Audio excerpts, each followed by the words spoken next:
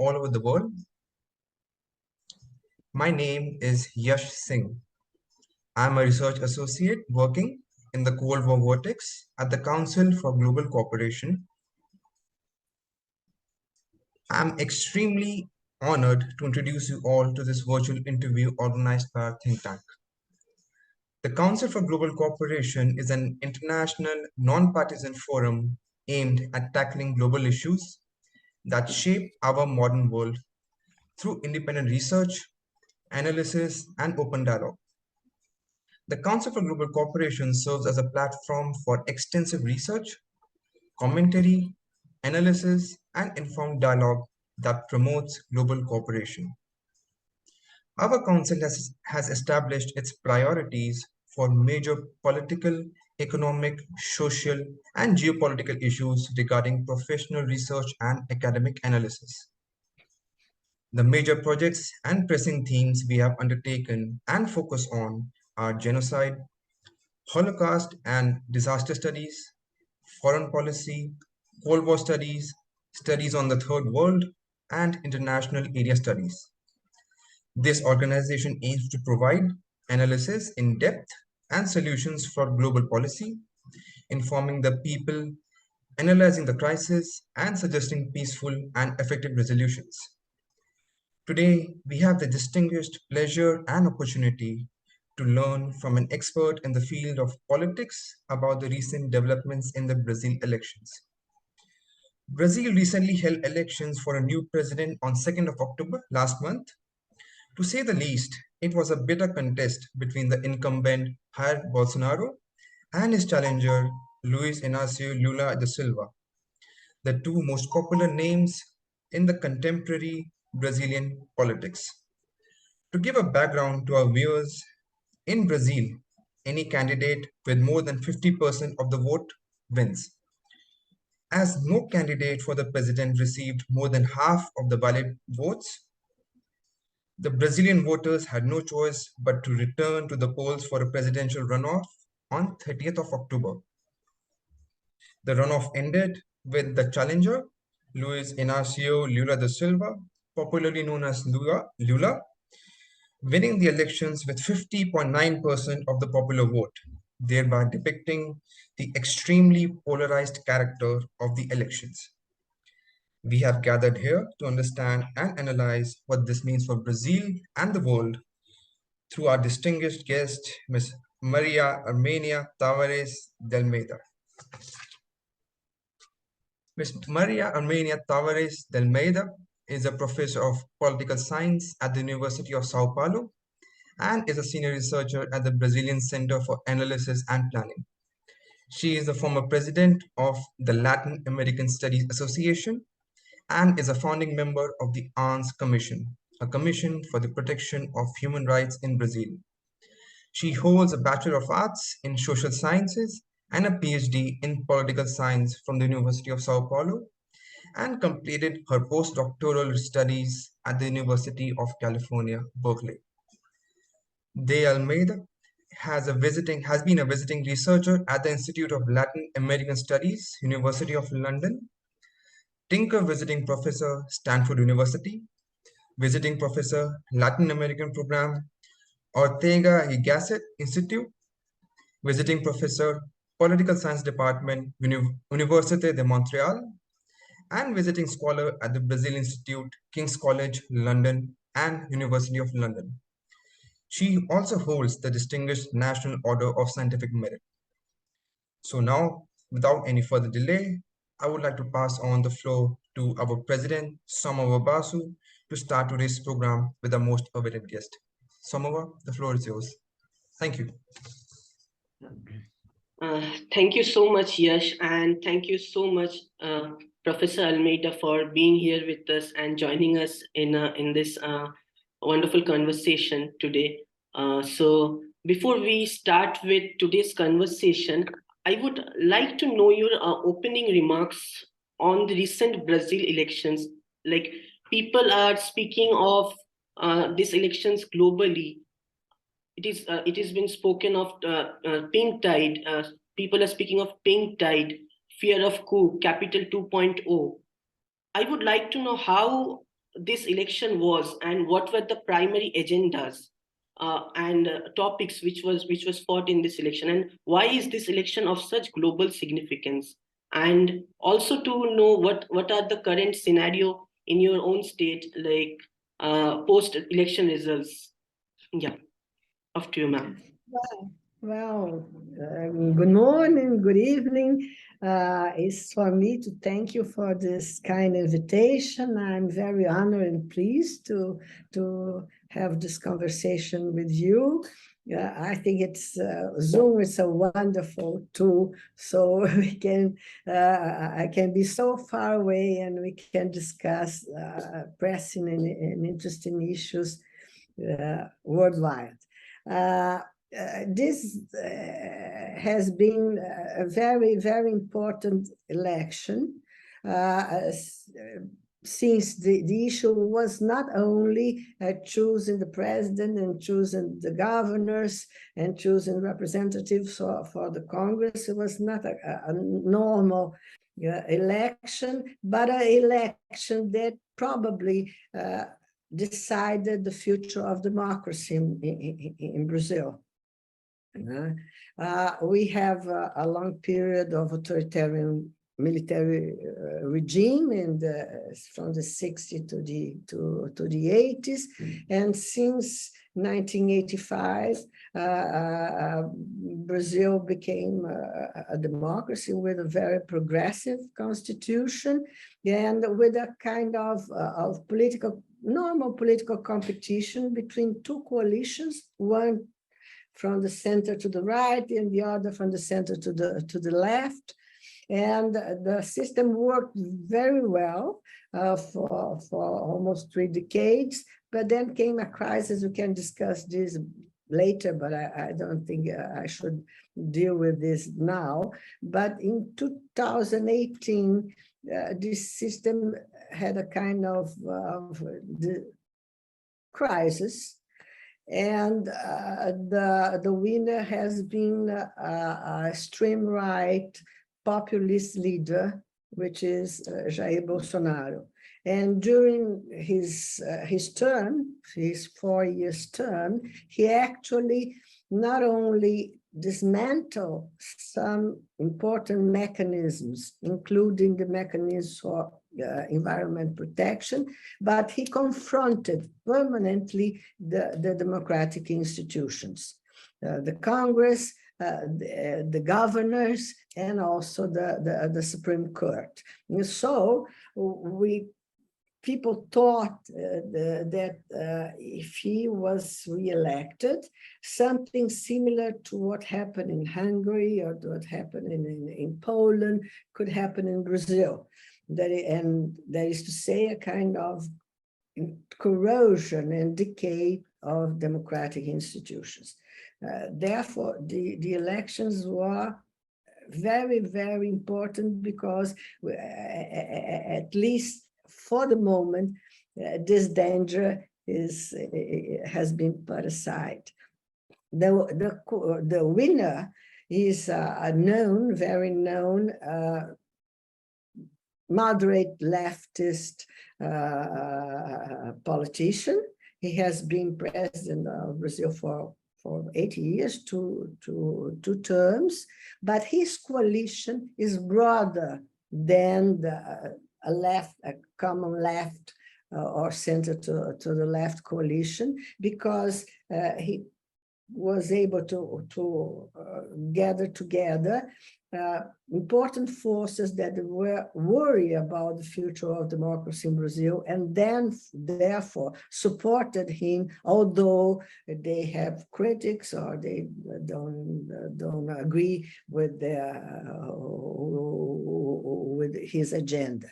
So that has been people say that this is a polarized election. That is not quite so, because on one poll we had a extreme right candidate, and on the other position we had a very broad democratic coalition that is headed by a leftist leader, but it is not a leftist coalition only. And for this time of the supporters, the difference was very tight, the competition was very tight, and the supporters of Bolsonaro organized protests in the streets.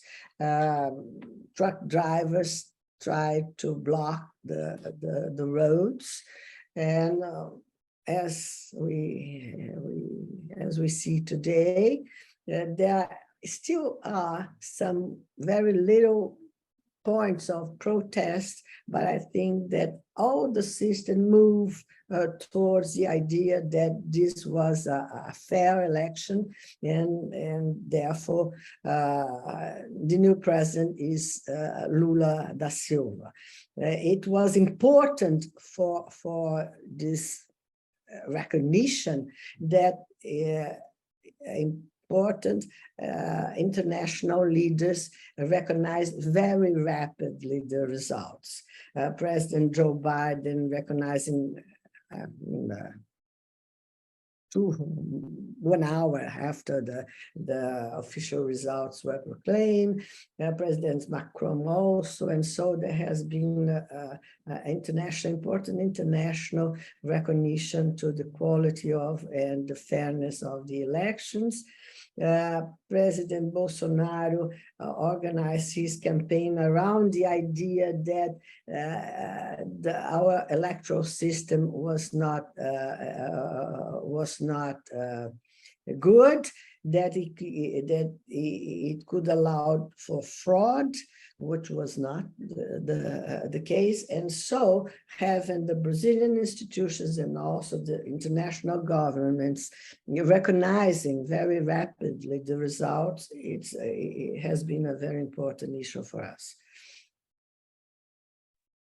I don't know, maybe we can talk more, and I don't know how much you know about the Brazilian system, so I think it's better for you to ask. Yes. To try to answer. Yes, I have been following the news. There have been road blockages, calls for protest through social media, and several other fears. As you also rightly mentioned, the fear of the European countries like Hungary, the same thing could have happened to Brazil. So now, after these election results and after the victory of Lula da Silva, how do you think this election will impact the global South? Wow, the global South, I'm not, I don't think I can answer, but I think that it has been a very important result for Latin America, which is the southmost, the south nearest region to Brazil. And I think that Brazil is an important player in South America. He is also an important player in the global South, but he's very important in South America. He has been since long a factor of stability in the region, and I think that all this was really abandoned by Bolsonaro, who has confronted in a diplomatic way several neighboring governments, and so I think Brazil would be able to return to have an important, to come back to Latin America, to South America especially, and to play a positive role there. As for the South, Brazil has always had an ambition to play some role in the international arena. Brazil has not hard power tools, but it always play the diplomatic key in order to have a say in multilateral institutions. And also Brazil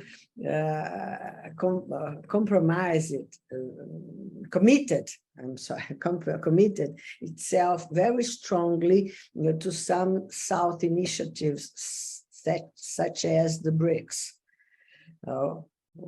Where India is also, and so I think that Brazil has this, and the several Brazilian governments know that having some kind of important block or an important conversation in the South is important, not only for the Brazil, for the Brazil's role in multilateral institutions, but also for the other important players in the South to have more protagonism in the international arena. And so I think that the politics of and the policies towards the global South, of empowering the BRICS, of having an active role in South America will come back with the new government. Exactly. Of course, the situation is different now, because Brazil always had this idea that multilateral institutions were the place where the country could have more power and more influence, at least in than in bilateral relations. But today, Brazil will come back in a very different situation from the 2000, the first 10 years of the new century, because China today is an important player in South America. It's an important player in Brazil. And so, on the other hand, Brazil is in the Western Hemisphere, has a very complex relations to the United States, and positives in sometimes distant in other issues. So Brazil will have to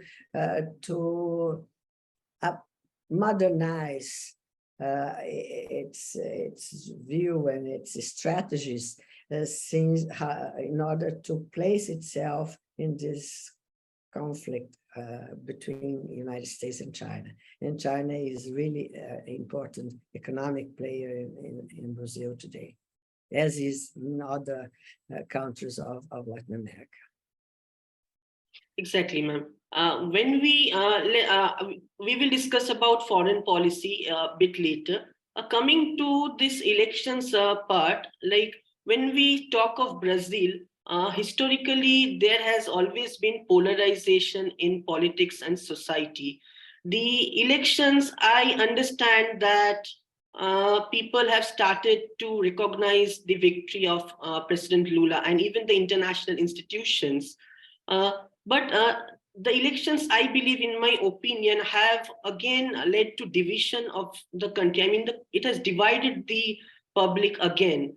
So how optimistic are you for President-elect Lula to run efficiently in a current fractured nation? Well, there's two issues here. One is electoral, and the other one is the governing issue. In electoral terms, if you look the maps of voting distribution, the map is exactly the same since 2006. There's a part of Brazil that supports the Workers' Party and Lula, and there's a part of Brazil that supports the opposition to the Workers' Party. Scholars have emphasized that in in national terms, not at the level of the states, in national terms, the huge cleavage is between PT, the Workers' Party, and anti-Workers' Party. And when you look the map is exactly the same. The part of Brazil, what changed is the nature of the opposition to the Workers' Party and its coalition. It used to be headed by a center-right moderate party, which was called a Social Democratic Party, but it wasn't really social democratic. But anyway, and then this has been replaced by a much more radical and extremist right-wing leadership. That is to say, the Jair Bolsonaro's leadership. The huge transformation in Brazil is not on the center to the left part of Brazil, is on the center to the right part of Brazil, that now is headed by extreme right leader. And I think, therefore, that there will be tougher opposition to this. On the other hand, Brazil is a presidential multi-party system, with a very fragmented party system. So Brazil is what we call a coalition presidentialism. We don't have a party government. We have always, since the beginning of democracy in Brazil, we have always had coalition governments.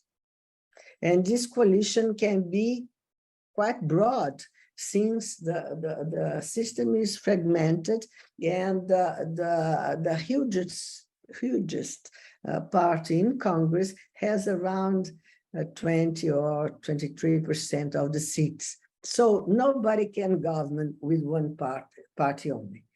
And this makes the government operation more difficult, but on the other hand, this moderates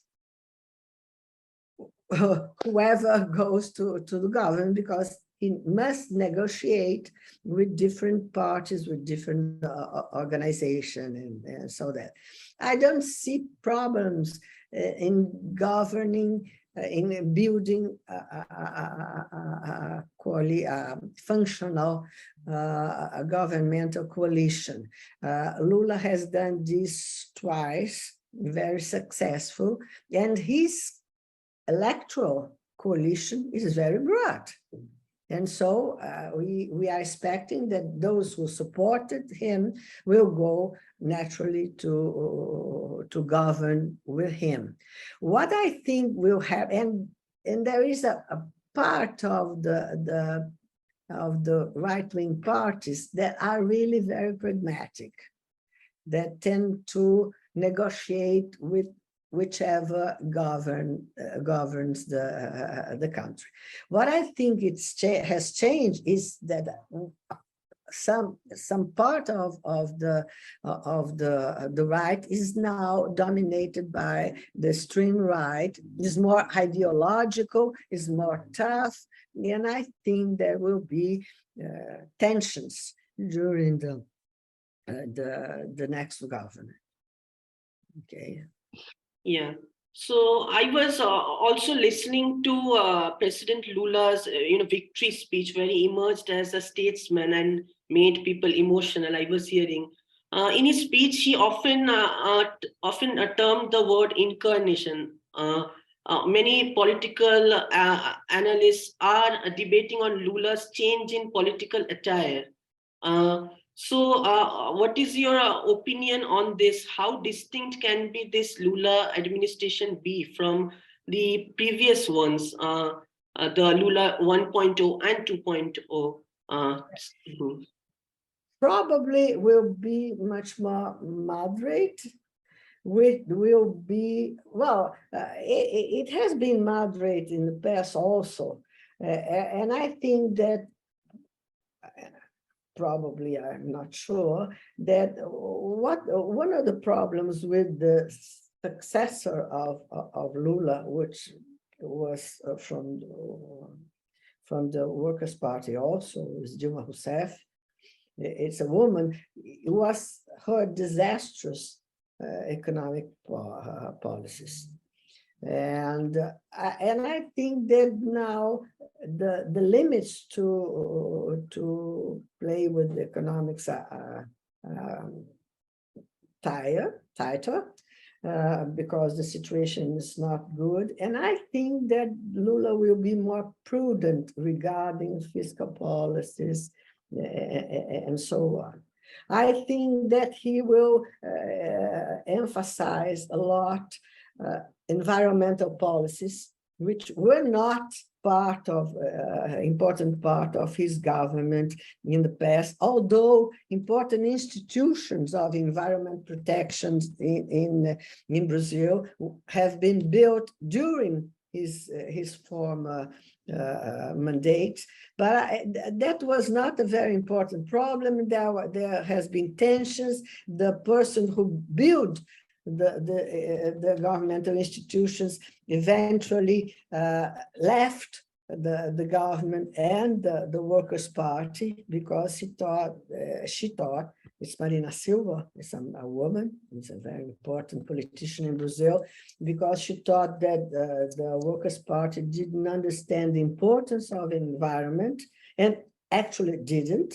And I think that now there's a clear conscience of that this is an important issue, either domestic or international, that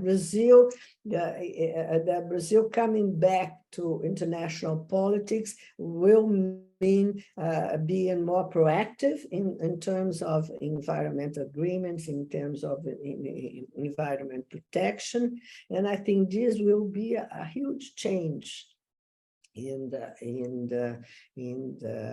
new government. I think they will be more moderate in terms of, and more fiscalist in terms of economic policies, will be more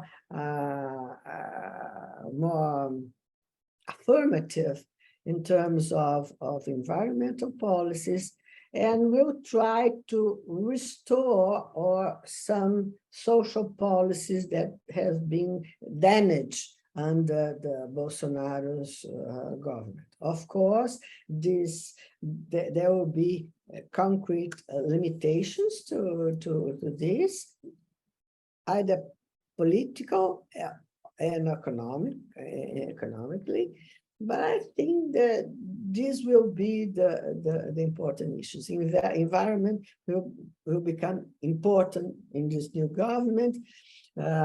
Fiscal prudence will be more important than that has been in the past.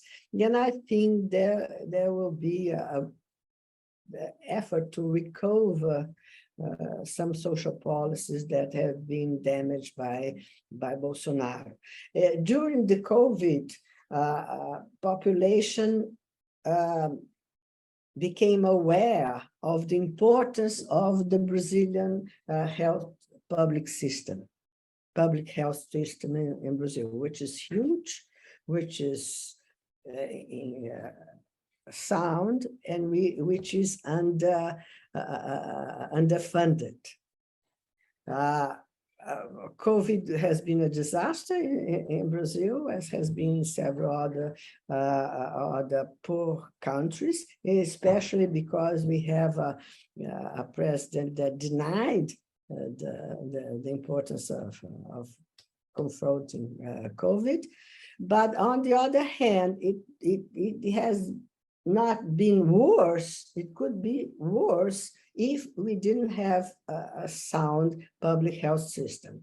And so funding adequately the public health system, make it strong. I think that this can be a policy with large support in Brazil, because people became aware that the health system in Brazil was there when they needed. See, so I think it won't be difficult to have a strong health policy in Brazil due to the COVID experience. Exactly. You rightly said about the climate issues as well as the COVID. The Amazon, I would like to come to this the climate issue, Amazon, which some scholars have defined, some political analysts have defined as an international issue. So after President Lula's win, like climate activists around the world is celebrating and considering it as that world would breathe again. So what to expect in this like how optimistic are you in this administration's policy, and what can be the policies towards saving Amazon and working on it, and as well as being Brazil, since it has a, when we are speaking of Brazil, it has a international, it has a good position in international orders. So how can Brazil be leading this movement on climate change and sustainability? First of all, I think that there are two threats to the Amazon. One is the agriculture and how to say, cows and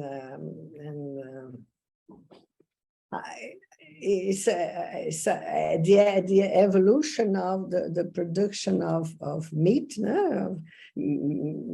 growing animals, and the soybean agriculture. This is pushing the south border of the Amazon forest. Huge producers are aware that they must behave, because or they will be able to sell to Europeans or Americans and others, since the awareness about the issues of environment has increased, including in trade. In clauses of trade agreements are including issues of the protection of the forests, but there are a lot of small, medium producers that don't bother with this issue, and actually devastate the borders of the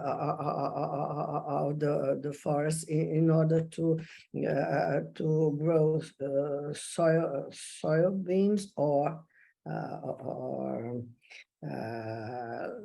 animals. See, this is one issue, and this has to be with agricultural policies, and Brazil will have to think about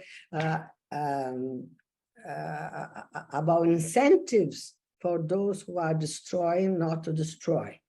There are several proposals about reforestation and policies of reforestation that I think Brazil can do and will try to do under Lula's administration. The other issue is criminal.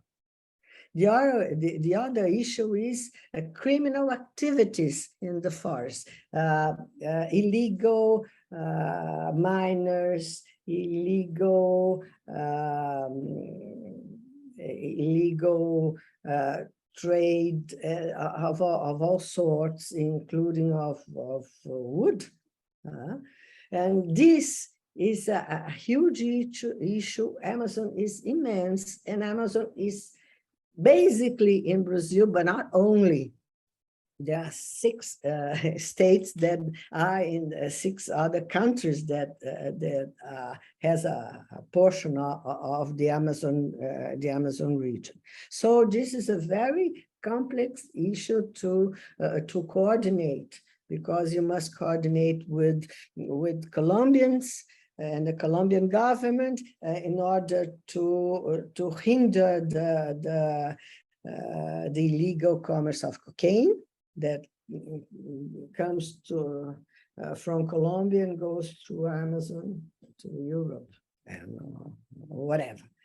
And so this is a very difficult issue. Brazil has a treaty with those countries, which is called the Amazon Pact, but it have never worked. I wonder if this will be revitalized, they will try to make it work in order to control. This is a very difficult control. Brazil had built several institutions of monitoring and of trying to avoid criminal activities. It worked kind of well.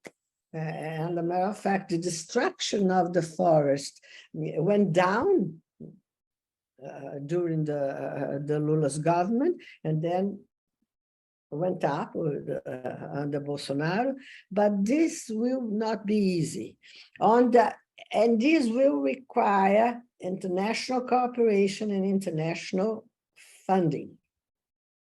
Okay, and so I think that Brazil will try to use this important, because this important asset is actually Brazilian, is in Brazilian territory. It will use this important asset in order to get support for the tasks it must develop in order to protect to avoid destruction, to avoid further destruction, and to protect the rainforest. There are forces in Brazil that support this, and there are forces in Brazil that don't support this. And a significant part of Bolsonaro's political base is those agricultures that don't give a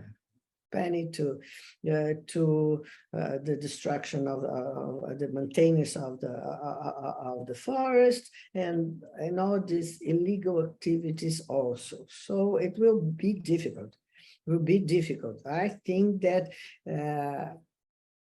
Brazil will try to be more assertive, more affirmative in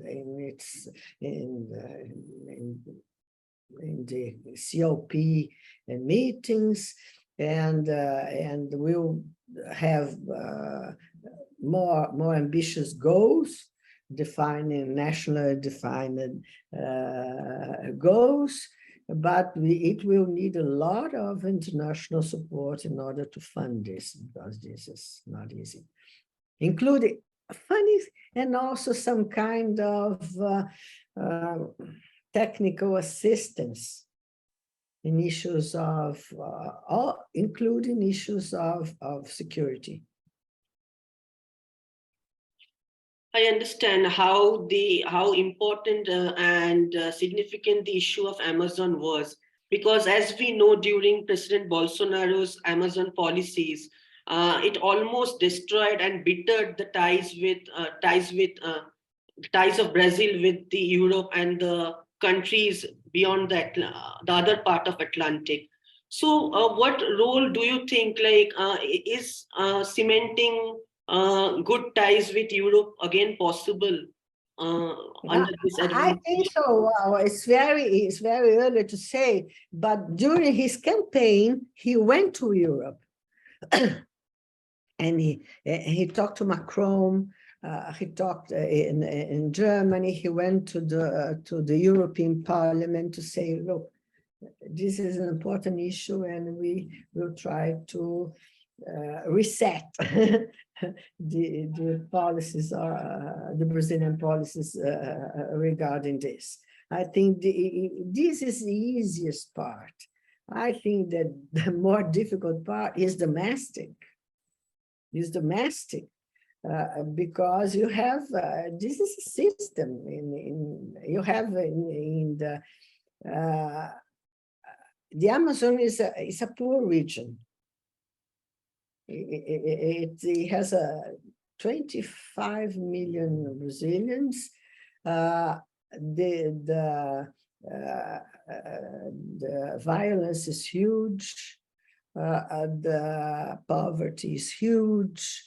And so, in order to counteract those actors that are interested in the destruction because they have immediate gains, you must have social policies linked to environmental policies. Yeah, because illegal traffic distributes money. Illegal traffic, people work for people who drive the drug through the rivers. They are poor people that are supported, that win their lives working for illegal activities, for cutting trees, for transporting drugs, for transporting pistols and so on. And so the hardest part of the environmental policies in Brazil are domestic. You must reestablish the institutions that were weakened during Bolsonaro's government, and you must expand them, and also you must link social policies to environmental policies in order to have to give alternatives for the poor people, a lot of poor people that works for crime. Exactly. President Lula has, but coming to, like, as you mentioned, it's like the Amazon issue and the climate issues are more intense at the domestic level rather than the international level. We would be watching like how this government would be making the policies to to curtail these issues of environment and Amazon. But we would also like to understand the foreign policy perspective of like the relations after the election results, how Brazil's relations with the world would be. Like President Lula, as we know, has close connections with authoritarian regimes, and we are also aware of his comments on Russia-Ukraine war and also his soft stance toward Putin. So how is this going to affect Brazil's relations with US as well as other countries who are like supporting Ukraine and against the pro-Russian countries and the Russian invasion? Yeah. Well, if we think historically, Brazil always tried to balance the importance of United States in the region,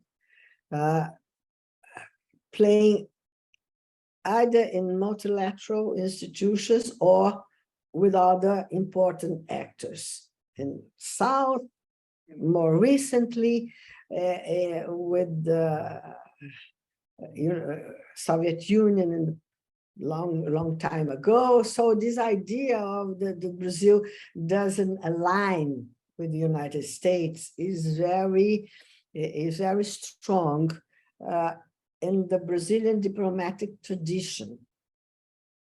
The idea that, well, distance regarding the United States, although we have cooperation, we have a very complex system of relations with the United States, but some distance regarding the United States it's part of the diplomatic tradition in Brazil. And I think that the first reactions of Lula regarding this, the Ukrainian war and all that, has more to do with this kind of vision of and diplomatic tradition of Brazil than really thoughtful discourse about the present situation. The default reaction of diplomats in Brazil say, oh, if the United States is there, we probably must be in the other side. Although relations have improved a lot. Brazil thinks itself as some kind of go-between, of negotiator, of facilitator of negotiations between the powerful and the less powerful.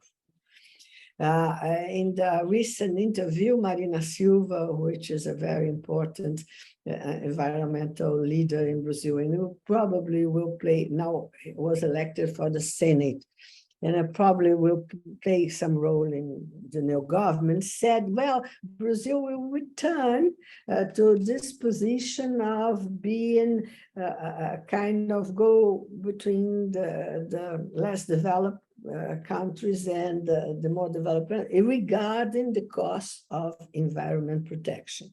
She was very precise. But I think in general, the tradition of Brazil is not aligned and taking trying to take some advantage of the broader conflict in order to get things that the country needs, or especially finance, funding.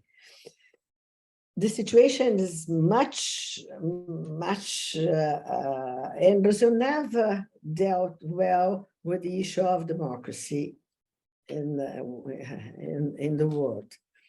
How to deal with non-democratic governments, because Brazil has this old doctrine, realist doctrine that says, well, Brazil respects the domestic decisions of other countries. It doesn't mix itself with the domestic politics of other countries. Then we should respect the autodetermination of the countries. And so this issue of democracy is an internal, is a domestic issue. We don't have nothing to do with this. As democracy became an international, an important issue in the international agenda, I think that Brazil doesn't know how to deal, properly with this. And I think that what Lula said about Putin or about Ukrainian and all that has to do with this old-fashioned idea of the world, and will have to be kind of updated. But this is not easy, because it's not a tradition only of the left in international terms. It's a tradition of Brazilian diplomacy, even under the military, you see.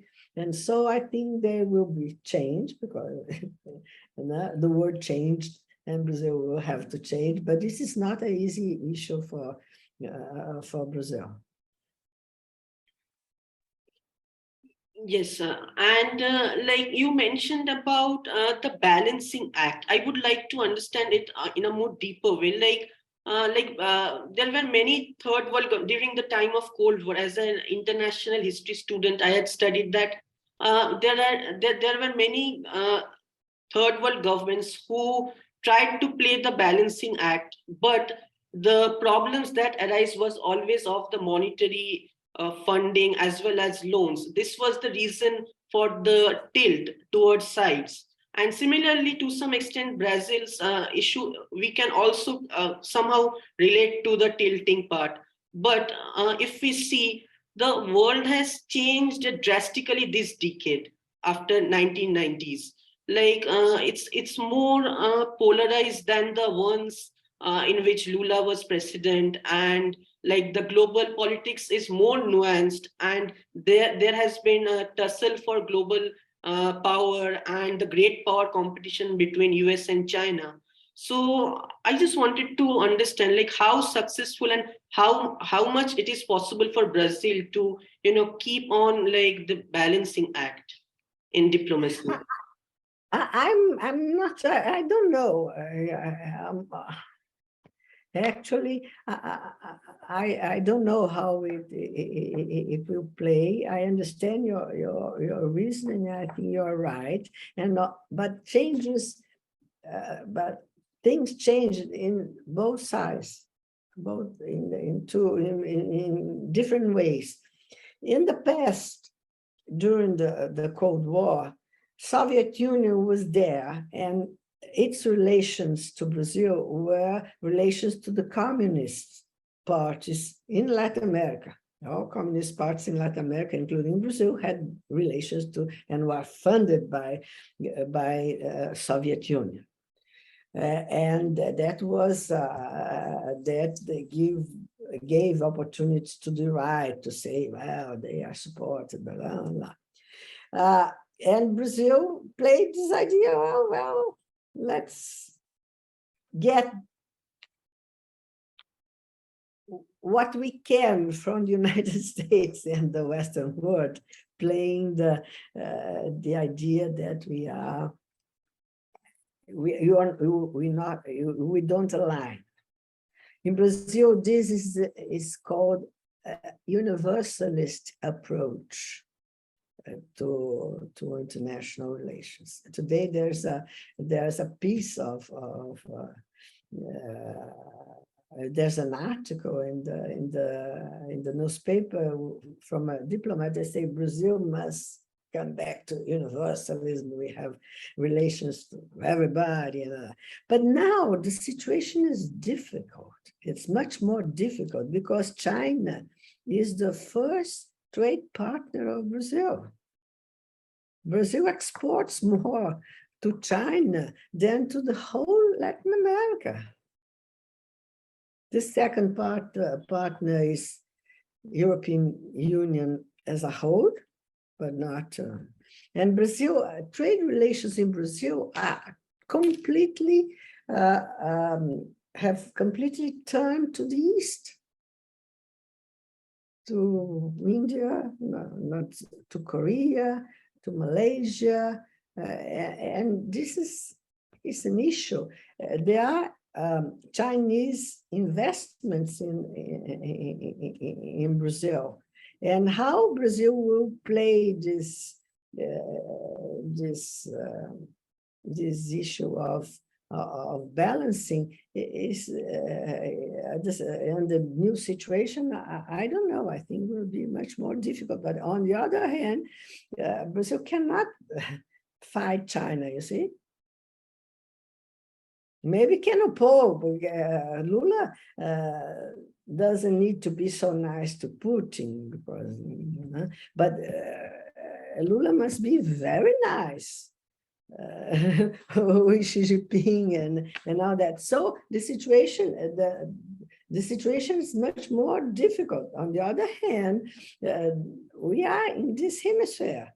And as the Cold War was terrible for us for this, because every domestic conflict have been translated in Latin America in a conflict between the United States and Soviet Union. And the result of this was military dictatorship.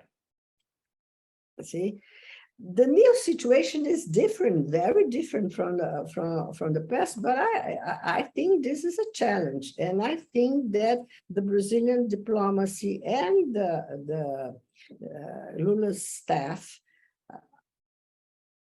have not thought deeply about these issues. They have a natural, a default reaction to what happened, but they will have to have a much more thoughtful foreign policy under these circumstances, because they must deal with European Union, they must deal with the United States. The United States, the relations with the United States is strategic to the relations of Latin America, but Brazil is looking towards the Far East, you see, and China, but not only China. Yes. Brazil has.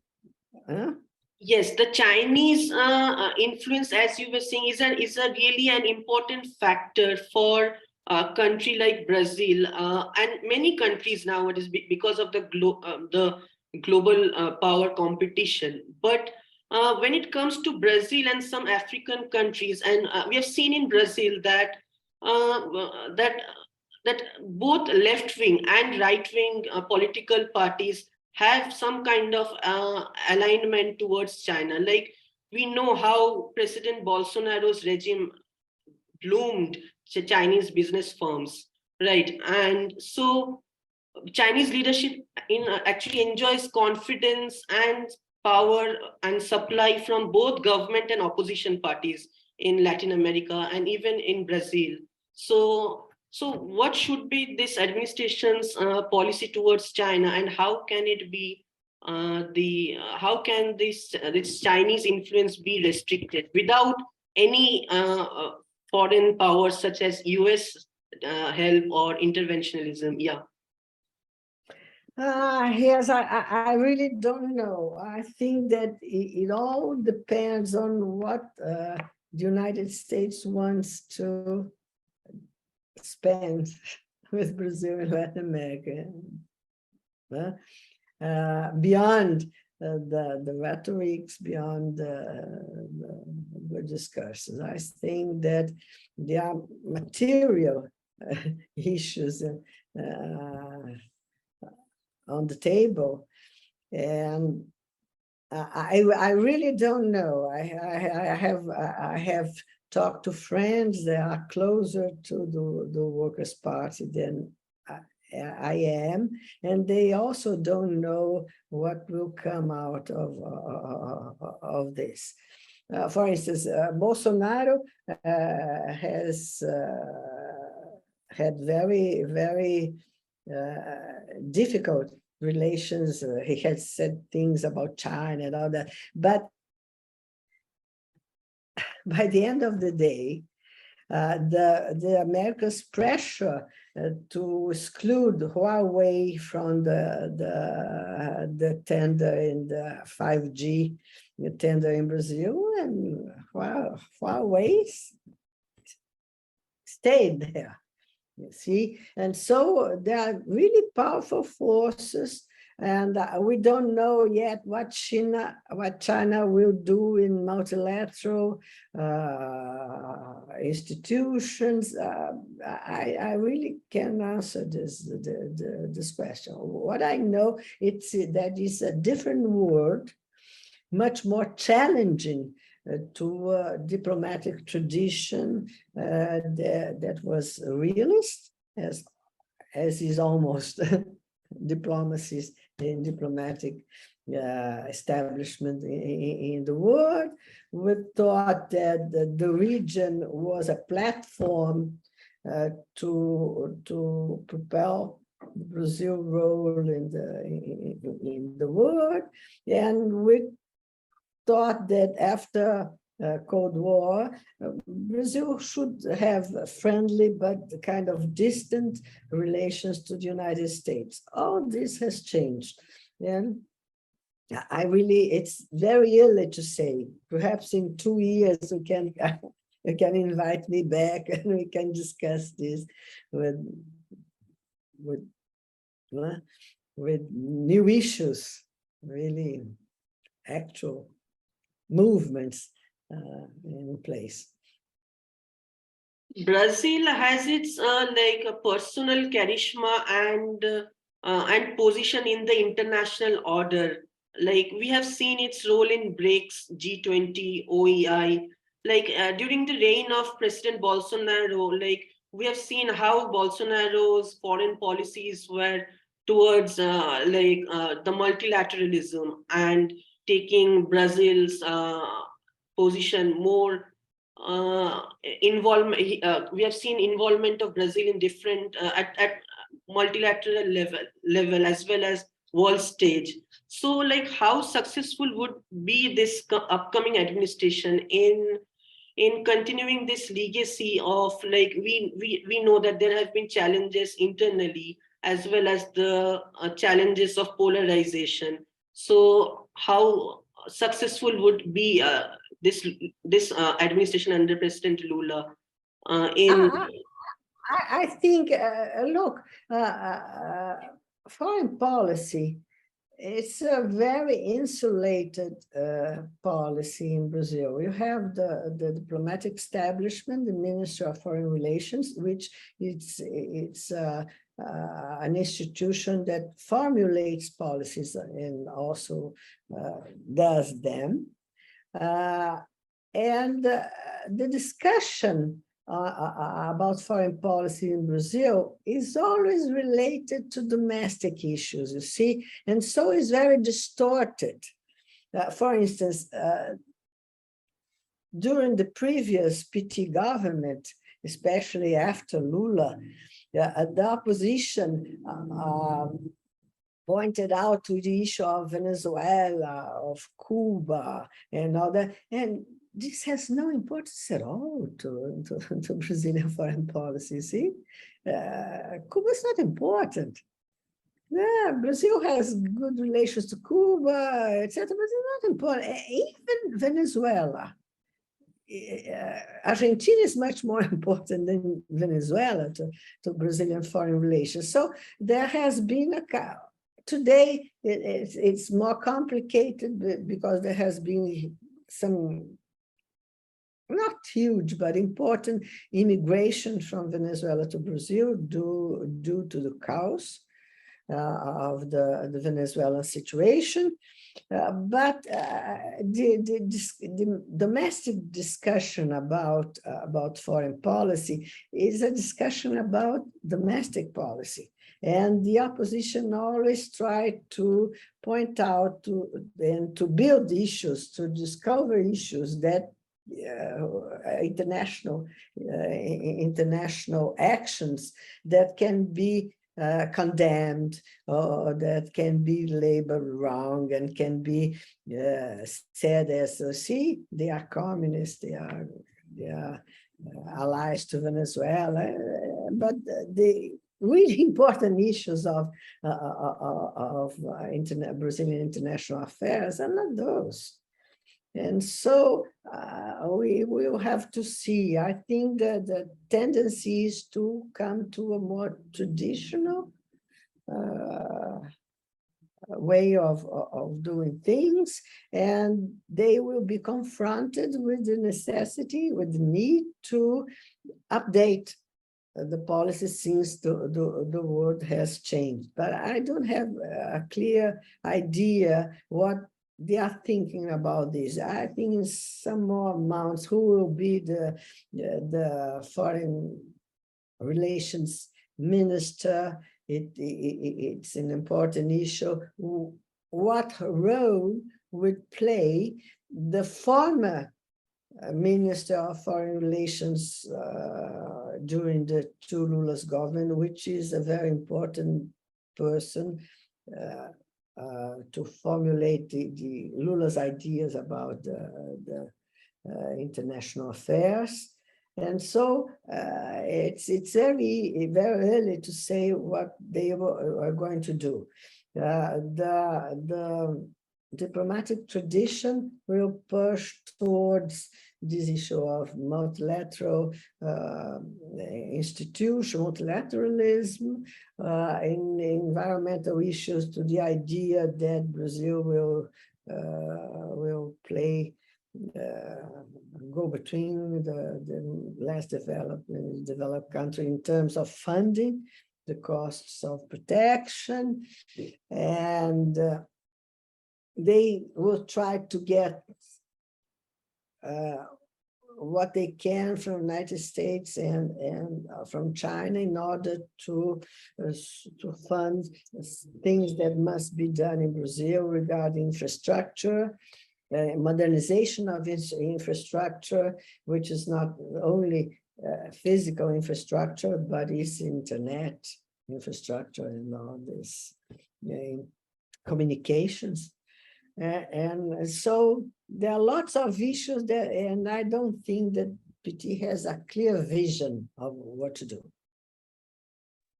I understand, and it is also too early to predict certain issues, and so our eyes would be upon like who will be the Minister of External Affairs, as well as the other portfolios as well.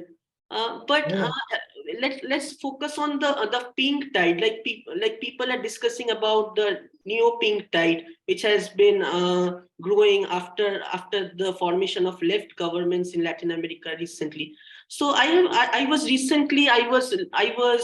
came across a news that in the first week of October, the U.S. Secretary of State Antony Blinken visited South America and met the presidents of Chile, Peru, and Colombia. So democracy was one of the major issues that was part of their discussion. So like we spoke about China and other things and the global power competition, but several Central American leaders from Venezuela and even other countries such as Colombia, like they have said that the involvement of CIA and meddling, even sometimes in this century, though not proven obviously. So how relevant is that, and how relevant is US interventionism in the Latin America? So, and how relevant is the pink tides? Look, maybe this changes if they think that the China threat is a big threat, but South America has been never too important to the United States, except during the Cold War. The Latin America that it's important to the United States is Mexico and Central America and the Caribbean and some part of Colombia and Venezuela due to the oil and due to the drug trafficking, you see? But south of this, except during the Cold War, after the Cuban Revolution, when they supported military coups because they thought that Latin America will become red. There are rhetoric about democracy, about corruption, all that, but this has no important consequences in terms of intervention. Look what happened to Venezuela. Venezuela is a huge problem. The Americans tried to here we say to act with the cat's paws, to use the cat's paw in order to get some from the fire. Of course, you have CIA, of course, you have some operations, but I don't think. On the other hand, this is a very mild, pinky wave, okay? It's not, except for Venezuela, which I think it's a disaster and a tragedy and a very tragic populist government. The changes, what characterizes South America is instability, basically, is the political instability. I don't think that the Americans know that. And what is not clear to me how they will play this issue of the economic influence of China in the region. It's not clear because it's not referred to when the confront United States China appears. Yeah, it appears, but the issue of South America is not clearly stated. You know, we should wait a little bit to understand more. You could suggest that the pink tide is a bit a journalistic hyperbole, like which we are seeing in newspapers. I think that because each country is pink in its way. You cannot say that Peronist in Argentina is or the Peronist winning elections is a pink. Is part of the pink wave. Peronists turned with anti-Peronism, and this is the history of Argentina. You have a Peronist government, it doesn't succeed, then came an anti-Peronist government, it doesn't succeed, and then came another. See, well, the Chile is really important, but it's clearly grounded in what Chile became after the military. Of course, a new left-wing generation won, but they had 25% of the votes. In order to govern, they must be supported by those who made the transition, and a very moderate left-wing government, that is to say, the Socialist and the Party for Democracy. And so, pink, yes, pink and new and innovative, including, but and what is happening in Colombia, we should look, is the first time a left-wing leader wins the election. What this means, it's very, very early to say. So I wouldn't say this is a pink tide or a pink wave. And our democracies are not. Our democracies have a very rapid cycles, very rapid political cycles, and then comes the right, and then comes the left, and then comes the right again. Especially because the governments are not able to tackle really the problems of sustainable development and of poverty and inequality. This is the hugest, this is the region with the hugest inequalities in the world. Not only poverty, it's very, very unequal. And since well, governments move ahead a little bit, but this is a kind of a structural problem that you cannot solve, and so you have this feeds the political turnover. So tide is a huge thing. Left, you had the right, and then the left came, generally very moderate. Left, they will promote a revolution or I don't know what. They will promote some kind of social democratic policies inside the fiscal and economic limits of they are very, very tight. So, and what will happen to Brazil? Maybe will be this also. You see, the left won now. If it doesn't succeed moderately, maybe the right will come back, and I don't know. It's not for us to say. Yeah, exactly. And I always wanted to ask this question to a Latin American scholar, like as I am getting this opportunity today. So I would like to conclude this conversation by our last question, that like Latin America, we see like populism is a factor in Latin America. Like it is a populism, and polarization is also factors in Europe. But unlike Europe, why is Latin America so divided?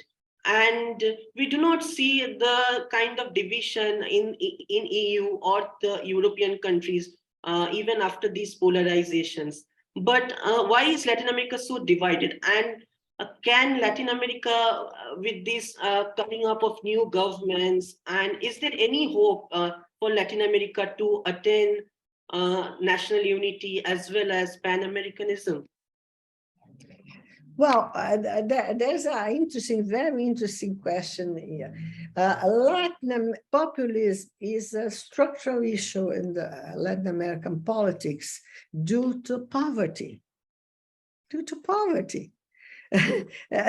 Since governments can reduce a bit, but cannot reduce the immense poverty, populism will always be a possibility, because you have always, in order to be president, we have a presidential system, you see. We don't have a parliamentary system. It's a presidential. You must elect a president, and the president must be someone that can talk to millions of people. They are poor, who are not so much educated, and so populism is structural. Polarization, no. Polarization depends on the circumstances, on having in one side of or the other side of the political spectrum leaders that want to polarize. Because I'm convinced that polarize is a strategy of the political elites and political leaders. Although the society is divided, they explore politically divisions that exist in the society. I'm really convinced that populism is a leader and elite strategy everywhere, okay? And so I think populism, it's really, and as I try to tell you, you have this change in government from right to left, and from right again to left again, because no government has obtained sustainable development and important reduction of the poverty, except in Chile, where we should invite a Chilean to explain what happened there, because Chile was going quite well. But it's a very interesting thing for you that live in very tumultuous region to think, because we have a very conflictive domestic politics and a very peaceful inter-regional relations. We don't have wars between states. We don't have wars since the beginning of the 20th century. The conflicts that have arisen were negotiated. In South America, Brazil played an important part in this issue of having a peaceful relation between the neighbors. Latin America and South America especially is one of the regions that has the hugest number of treaties. And and we have here in the region a diplomatic tradition of dealing with conflicts, which is quite amazing. I found out this reading a colleague, an Argentinian colleague that makes this argument, and I say, yeah, yes, that's true. How you have a very conflicted domestic policy and a very peaceful regional relations that are embedded in the treaties, in a tradition of solving problems through negotiations, of the countries participating as mediators, and this is that. It's quite different of the region where you are, and that you have a lot of regional conflicts and regional tensions between countries. So I think this is it's a puzzle. Yes. It's a puzzle that we must think about what how to explain this puzzle. Yes, thank you so much, Professor Almeida, for joining us in such a wonderful conversation today. Your insights and in-depth analysis are indeed noteworthy. And yes, so now we would be eagerly waiting for the news of Brazil's new government, as well as the distribution of portfolios. And our eyes would also be upon the new policy makings which we discussed and which should the government take and implement.